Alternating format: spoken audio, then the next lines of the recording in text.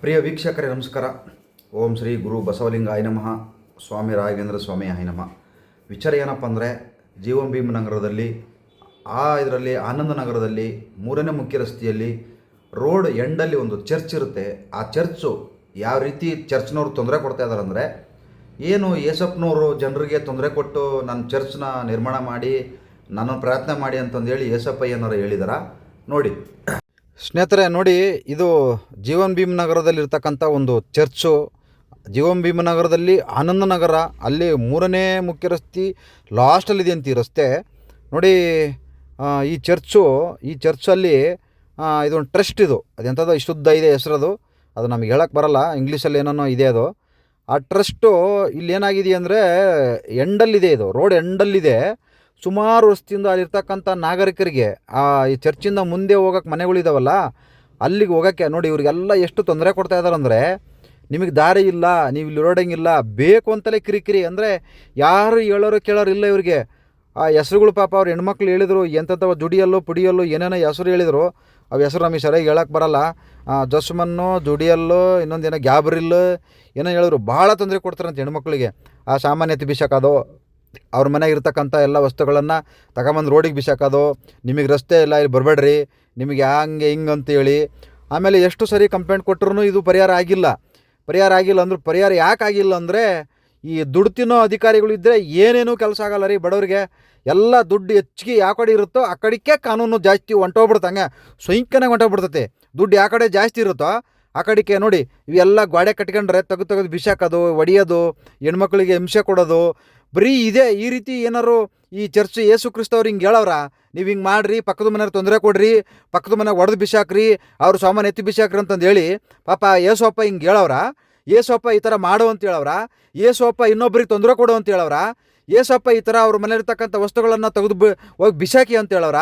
ಯೇಸಪ್ಪ ಹೆಣ್ಮಕ್ಳಿಗೆ ತೊಂದರೆ ಕೊಡಿ ಅಂತ ಹೇಳವ್ರ. ಇನ್ನೊಬ್ಬರಿಗೆ ಸಹಕಾರ ಆಗಿ ಅಂತ ಹೇಳವ್ರ, ಇಲ್ಲ ಇನ್ನೊಬ್ರಿಗೆ ತೊಂದರೆ ಕೊಡಿ ಅಂತ ಹೇಳೋರು ಯೇಸಪ್ಪನವರು. ಈ ರೀತಿ ಮಾಡೋಕ್ಕಾಗಿದ್ದಾರೆ ಯೇಸಪ್ಪನವರು. ನೋಡಿ, ದಯವಿಟ್ಟು ಇದು ಮೋಸ.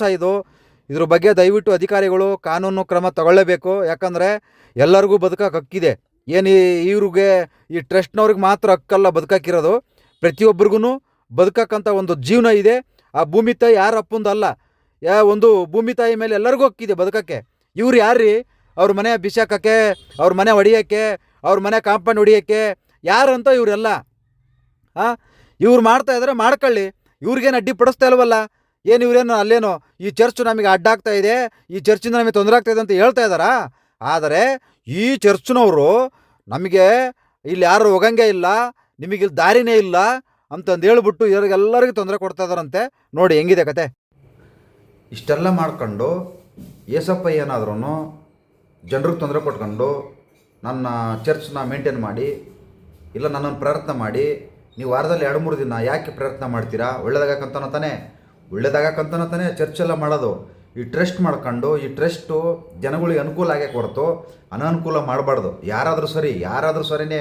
ಇತ್ತೀಚಿನ ದಿನಗಳಲ್ಲಿ ಸುಮಾರು ಈ ಥರ ಕೇಸ್ಗಳಾಗ್ತವೆ, FIR ಆಗಿದ್ದಾವೆ, ಏನೇನಕ್ಕೂ ಪ್ರಯೋಜನ ಇಲ್ಲ. ಅಂದರೆ ನಮ್ಮ ಕರ್ನಾಟಕದಲ್ಲಿ ಏನಾಗ್ತಾಯಿದೆ ಅಂದರೆ, ಇಷ್ಟು ವರ್ಷ ಇಲ್ಲದೆ ಇರೋದು, ಈಗ ಕೆಲವೊಂದು 3 ವರ್ಷದಿಂದ ದುಡ್ಡು ಯಾವ ಕಡೆ ಇರುತ್ತೋ ಆ ಕಡೆ ಕಾನೂನು ಒಂಥರ ಪಟಕನ ಓಡೋಗ್ತಾ ಇದೆ. ಈ ರೀತಿ ನಡೀತಾ ಇದೆ. ಅನಾಹುತಗಳು ಜಾಸ್ತಿ ಆಗ್ತಾ ಇದ್ದಾವೆ. ಮತ್ತು ಪೊಲಿಟಿಷನ್ಗೆ ಹೋದರೆ ಸರಿಯಾದ ರೀತಿಯಲ್ಲಿ ಕೇಸ್ಗಳಂತೂ ತಗೊಂತಾನೆ ಇಲ್ಲ. ಒಟ್ಟು ಹೆಂಗಾಗಿದೆಯಪ್ಪ ಅಂದ್ರೆ, ಬಡವರು ಯಾರು ಬದುಕಬಾರ್ದು, ದುಡ್ಡಿರೋರು ಮಾತ್ರ ಬದುಕಬೇಕು. ಈ ಮಟ್ಟಕ್ಕೆ ಇವತ್ತು ನಮ್ಮ ಕಾನೂನು ತಗೊಂಬಂದು ಇಟ್ಕೊಂಡಿದ್ದಾರೆ ನಮ್ಮ ಪೊಲೀಸ್ ಇಲಾಖೆಯವರು, ಸರ್ಕಾರ ನಡೆಸೋರು. ಸಂವಿಧಾನ ಭಾಳ ಅದ್ಭುತವಾಗಿ ಬರೆದಿದ್ದಾರೆ. ಅದನ್ನು ಇವರೆಲ್ಲ ಸೇರ್ಕೊಂಡು ದುರುಪಯೋಗ ಪಡಿಸ್ಕೊಳ್ತಾ ಇದ್ದಾರೆ. ನೋಡಿ, ಜೀವಂ ಭೀಮ್ ನಗರದಲ್ಲಿ ಈ ರೀತಿ ಮಾಡ್ತಾ ಇದ್ದಾರೆ. ಪಾಪ ಹೆಣ್ಮಕ್ಳುಗಳು ಅಂತಾರಲ್ಲಿ, ಅವರಿಗೆ ಹೊರಡೋಕ್ಕೆ ತೊಂದರೆ ಕೊಡ್ತಾ ಇದ್ದಾರಂತೆ. ದಾರಿಗೆ ಹೊರಡಕ್ಕೆ ಬಿಡ್ತಾ ಅಲ್ವಾ, ಮನೆಗಳು ಇದ್ಕಿದ್ದಂಗೆ ಸಾಮಾನ್ಯಲ್ಲಿ ಆಚೆ ಕಡೆ ಬಿಸಾಕೋದು, ಆ ಗೋಡೆ ತೆಗೆದು ಬಿಸಾಕೋದು, ಈ ರೀತಿ ಎಲ್ಲ ಮಾಡ್ತಾಯಿದ್ದಾರೆ. ಏಸಪ್ಪನವ್ರು ಏನಾರು ಹಿಂಗೆ ಹೇಳಿದಾರ, ನೀವು ಹಿಂಗೆ ಮಾಡಿರಿ, ಅಕ್ಕಪಕ್ಕದವ್ರಿಗೆಲ್ಲ ತೊಂದರೆ ಕೊಡ್ರಿ, ಯಾರಿಗೂ ಹೊರಡಕ್ಕೆ ಬಿಡಬೇಡ್ರಿ, ಇಲ್ಲಿ ನನಗೆ ಮಾತ್ರ ಚೆನ್ನಾಗಿರಬೇಕು, ನೀವು ಚರ್ಚಿಗೆ ಬರೋರು ಮಾತ್ರ ಚೆನ್ನಾಗಿರಬೇಕು ಅಂತಂದು ಹೇಳಿ ಏಸಪ್ಪನವ್ರು ಈ ಥರ ಹೇಳಿದಾರ? ಈ ಥರ ಮಾಡೋಕ್ಕೆ ಹೋಗಬೇಡಿ. ಜನಗಳಿಗೆ ಅನುಕೂಲ ಮಾಡಿಕೊಡಿ, ಅನನುಕೂಲ ಮಾಡೋಕ್ಕೆ ಹೋಗಬೇಡಿ. ಸುಮಾರು ವರ್ಷದಿಂದ ನಡೀತಾನೆ ಇದೆ, ಯಾರು ಹೇಳೋರು ಕೇಳೋರಿಲ್ಲ. ಕಾನೂನು ಎಲ್ಲಿ ಹೋಗಿದೆಯೋ, ಯಾರ ಮೇಲೆ ಕೂತ್ಕೊಂಡಿದೆಯೋ, ಯಾವ ದೇಶದಲ್ಲಿದೆಯೋ, ನಮ್ಮ ಕರ್ನಾಟಕದಲ್ಲಿ ಏನಾದ್ರು ಕಾನೂನು ಇದೆಯೋ ಅನ್ನೋ ಗೊತ್ತಿಲ್ಲ, ಆ ಮಟ್ಟಕ್ಕೆ ಆಗ್ತಾ ಇದೆ. ನೋಡಿ, ದಯವಿಟ್ಟು ಈ ದಾರಿಗೆ ಅನುಕೂಲ ಮಾಡಿಕೊಡಿ ಅಂತಂದೇಳಿ ಈ ಮುಖಾಂತರ ನಾನು ಜೀವಂ ಭೀಮ್ ನಗರ ಪೊಲೀಸ್ನವ್ರಿಗೆ ಕೇಳ್ಕೊತ ಇದ್ದೀನಿ, ಇವ್ರ ಮೇಲೆ ಕಾನೂನು ಕ್ರಮ ತಗೊಳ್ಳಿ. ಎಷ್ಟು FIR ಹಾಕಿದರೂ ಕೂಡ ಅವ್ರ ಮೇಲೆ ಏನೂ ಕಾನೂನು ಕ್ರಮ ತಗೊತಾ ಇಲ್ಲ. ಅವರೇನು ಚರ್ಚ್ನೇ ನಮ್ಮ ಹೆಸ್ರಿಗೆ ಬರ್ಕೊಡಿ ಅಂತ ಕೇಳ್ತಾ ಇಲ್ಲ.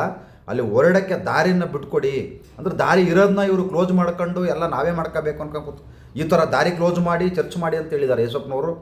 ಇಲ್ವಲ್ಲ, ಅನುಕೂಲ ಮಾಡಿಕೊಡಿ, ಅನಾನುಕೂಲ ಮಾಡಬೇಡಿ ಜನಗಳಿಗೆ. ನಮಸ್ಕಾರ. ಒಳ್ಳೆ ರೀತಿಯಲ್ಲೇ ಪ್ರಾರ್ಥನೆ ಮಾಡಿ, ಒಳ್ಳೆ ರೀತಿಯಲ್ಲಿ ದೇವ್ರು ಇರೋದಕ್ಕೇ ನೀವೆಲ್ಲ ನಡೀತಾ ಇರೋದು. ಬೇಡ, ಯಾಕೆ ಜನಗಳಿಗೆ ಅನನುಕೂಲ ಮಾಡ್ತೀರಾ? ಜನಗಳಿಗೆ ಯಾಕೆ ಕೆಟ್ಟದ್ದು ಬಯಸ್ತೀರಾ? ಒಳ್ಳೇದು ಬಯಸಿ. ದೇವ್ರು ಈ ಥರ ಹೇಳಿದೆ ಮಾಡಿ ಅಂತ. ನಮಸ್ಕಾರ.